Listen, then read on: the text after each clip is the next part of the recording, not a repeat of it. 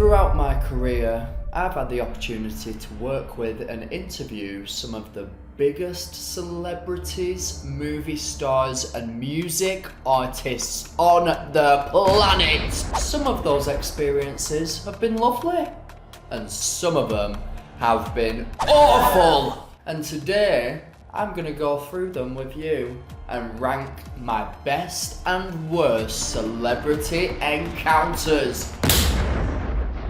Did the world just explode? Did we just do a cool effect there and that was fun? Hello everybody, my name is Max Belegde. If you're new here and if you're old here, then what the blooming heck are you still doing up at this time, grandma? Go to bed, alright? I am sweating my big fat tits off. If I look extra greasy today, that is why. There's a heat wave in the UK currently. And a lot of you really enjoyed that last video that I did, where I went through some of my celebrity experiences. So I thought that I would go through every single one of the ones that my assistant put on a list with you today. I want to go through loads in this video, so I'm going to be a bit quickfirerapidspeed.com, alright? So don't judge me if I stutter. First one. Niall Horan, otherwise known as Niall Horan.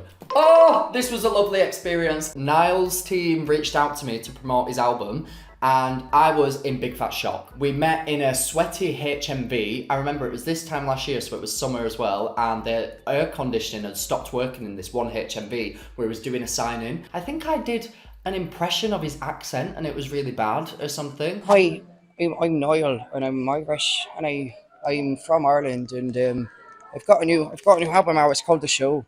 And then he was just lovely. He was like, oh my gosh, congratulations on everything that you're doing and well done, keep it up. And I was like, Niall Horan, who the bloody hell are you speaking to me like that for? What? How is Niall Horan speaking to me like that? I couldn't believe it. He was so lovely, so down to earth. He was putting in so much effort with all of his fans. And I just thought, what a big fat Irish legend, honestly. Did I just say big fat Irish legend?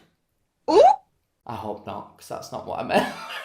Anyway, mystical magical hat of doom. Who are we speaking about today? James Corden. How did she know to put this in? I completely forgot. Right, okay. So I met James Corden at a festival. It was so incredibly brief. I cannot tell you how many times I bumped into this man. Every time I go to a music event, James Corden is randomly there. It's very bizarre. But on this specific occasion, I was quite intoxicated, let's say. And he walked past me and I had 3 drinks in my hand because I was getting them for my mates, loyal friend. And for whatever ungodly reason, my brain decided to put the 2 brain cells that we've got together and go, James Corden, loved you in Cats. What a big fat twat. I am, by the way, not him, me. Yeah, that's an unpleasant experience on my end. I'm sure you're doing fine, James. Big up. Next, Meghan Trainor. Bing bang bong. So Meghan Trainor followed me on TikTok, I want to say like a year and a half to 2 years ago. And I love Meghan Trainor, okay? I finally got to meet her just a few months ago actually at the Capital Summertime Ball, where if you remember from my last video, is where I wore the Liam Payne quote on my shirt. She's getting interviewed like down the carpet from me and she makes eye contact with me and I'm like, oh. Hi. And then she goes to the interview and she goes, oh my God. I just made eye contact with Max. And I was like, what? She's an actual like follower. Like she actually follows me the same way that I follow her. Like what? It was such a pleasant experience. She was so kind, like so warm, so funny as well. I feel like she doesn't get enough credit for how actually naturally funny she is. We found a new word last night. What's it called? When you kiss, snog. Snog? I love a snog. What we're gonna do as soon as this camera goes down. Yeah. Love you, Megan. Right, next one. Brittany Broski. Right, okay, Broski Nation, I salute to thee.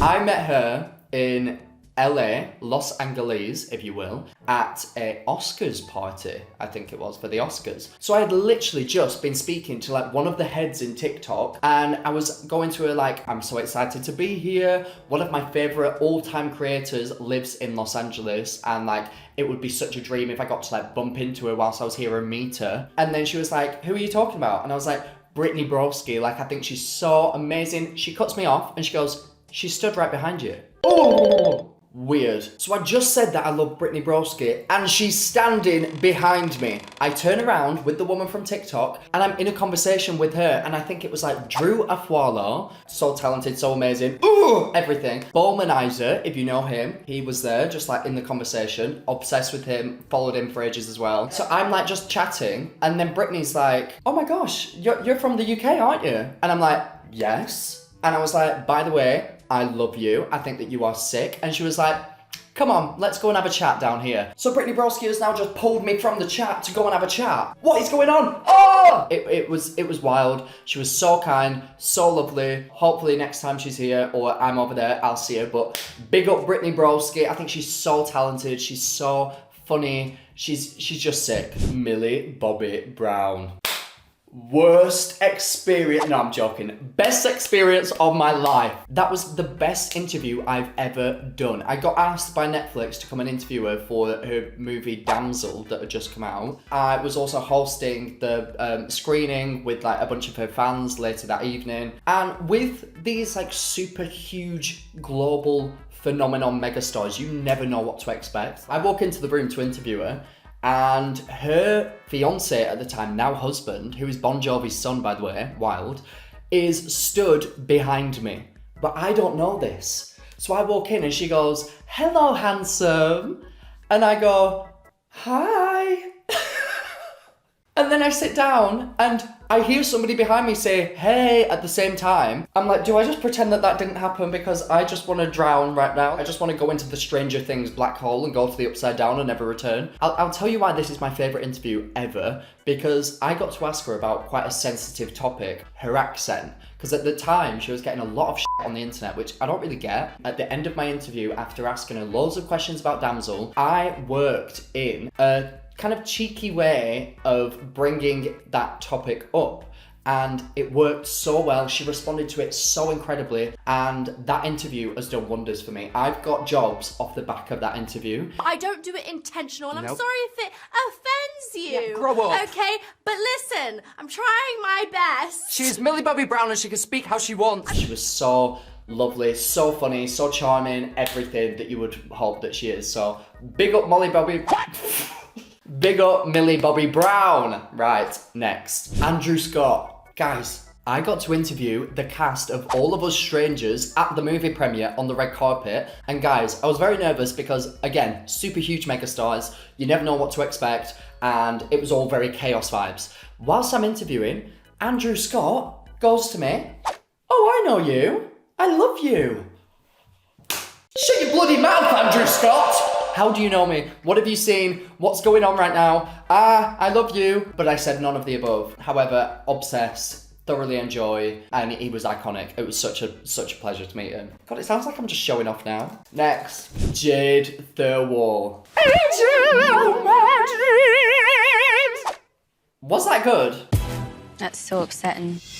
Gay icon. I could not speak more highly of somebody in this industry. Honestly, I think that she is so talented. I met Jade, oh my god, at Charlie XCX's album launch party. Who the f*** am I, first of all? I went there with GK Barry. We were late because we'd been pre-drinking at some bar down the road. No idea why, because it was free drinks at the party. And we got there late and they wouldn't let us in. So me and Grace sat upstairs chatting to these people that were from like Bolton or something. And then by the time that they let us in, everyone else was leaving. And we were like, okay, let's just have a dance, have a boogie. We're here now. It is what it is. Charlie XCX isn't even here, but it is what it is. And then somebody says to me, who we're with, they're like, Jade Thirlwall's just walked down the stairs. And I'm like, I can't speak to her because I'll embarrass myself. I know that I will. I just know there's certain people that if I meet them, I'll ruin my own experience because I will just be a big fat sloppy mess.com/weirdo. What the f is wrong with you? I'm just dancing, having a good time. 2 seconds later, someone taps me on the back. Jade's there in all her glory. And do you know what she says? She goes, Max Balade. I said, no.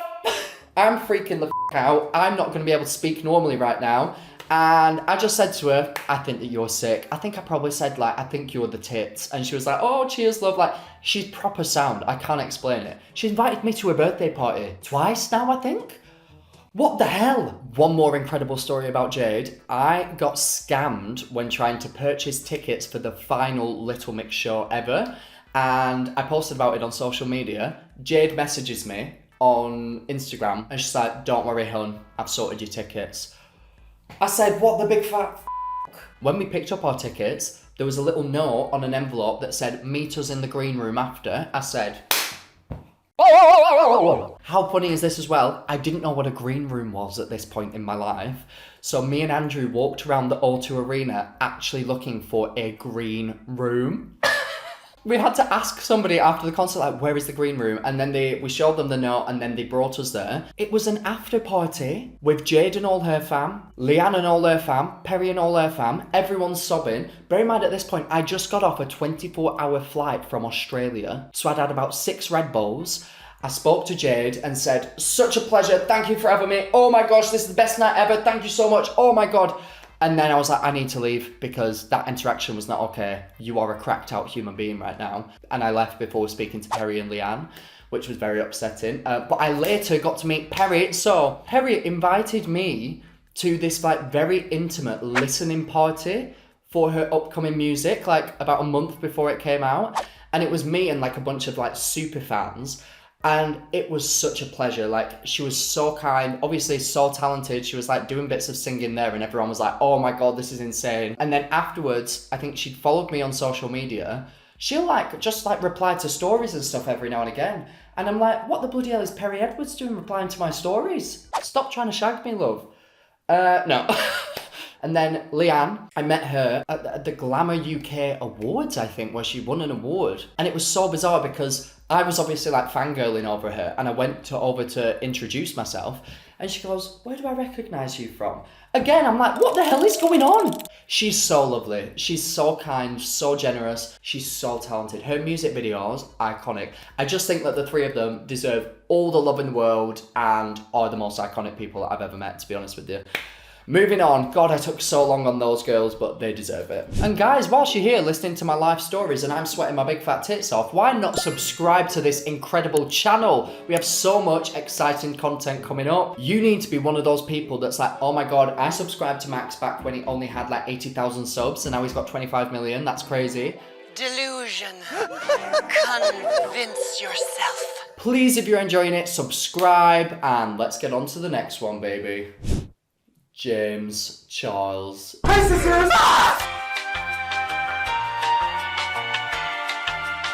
Oh, why did that have to be in there? Okay, brilliant. I was at a influencer event in Los Angeles and I was with a bunch of very big, popular, famous influencers and we were all chatting about something and James Charles walked into the room. Everybody in unison looked at each other like, oh my God.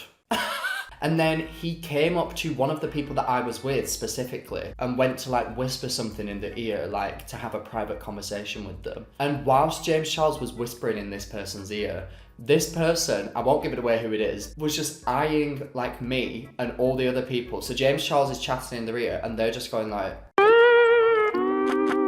that is brutal. Like clearly this man has an awful reputation. I mean, without saying anything that can get me sued, it's on the internet. Everyone knows why James Charles is not okay. So I would put this down as a funny experience for me, but a bad overall celebrity encounter. Because that's bro. What the bloody hell just happened? Okay, this just says Love Islanders. I want to preface this by saying I've met so many lovely, talented, incredible Love Islanders. Chloe and Millie, India and Dami, Tasha and Andrew. These are people that I think are quite humble despite the like catapult to fame that they've had. Whereas I go to events in London and meet so many Love Islanders, fresh off their season, fresh out the villa. They are so stuck up. I cannot even put it into words. Like some of them, it might be a defense mechanism. They might be like, this is how everybody acts at these events, which I've been to so many of them. It's not. The fact that they come and I will be like, hi, my name's Max. And they'll be like, hi. Not introduce themselves. And I think, oh, sorry. Am I Psychic Sally? Just one sec, let me just read your palm and find what your bloody name is, love. And it gets me annoyed because I'm like, you should not assume that everybody will know who you are. And that's the assumption. And again, I want to preface this by saying I'm not doing a blanket statement and saying that this is every Love Islander across the board, because it's not. But every time that has happened to me, or I've had a rude encounter at an influencer event, I have found out afterwards that they were on Love Island. Right, we've got one more. Oh! Timothée Chalamet, Zendaya, Austin Butler, and Florence Pugh.